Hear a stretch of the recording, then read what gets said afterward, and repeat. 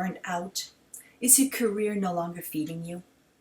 Do you remember when you first interviewed for your job? You were so excited. You wanted the job so bad you could taste it. And then you got the call. You were in. The job was yours. Soon you were making more money than you ever thought, and your life improved a lot.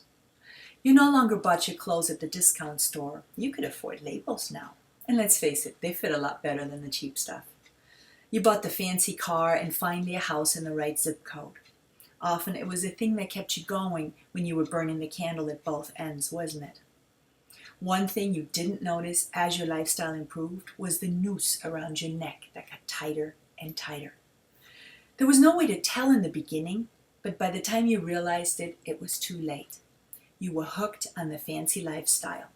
You no longer owned it. It owned you.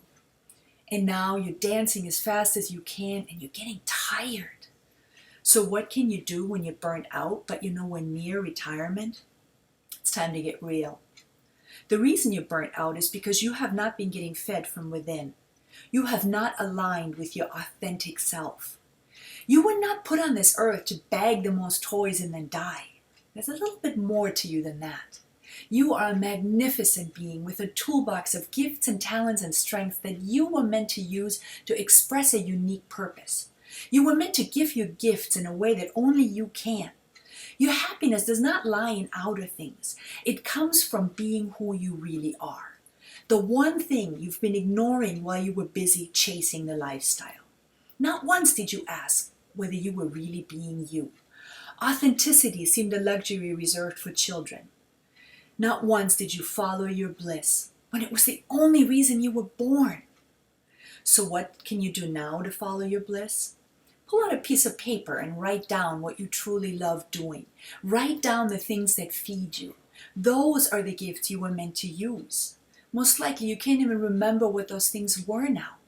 Either way, begin a regular practice of meditation that will put you back in touch with your inner guidance. Then listen. And what about the lifestyle and your obligations? Those will be taken care of.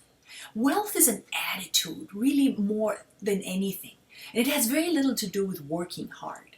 So you've had it backwards. You've been chasing the money. But when you do what you love, the money comes because you are plugged into the abundance of the universe.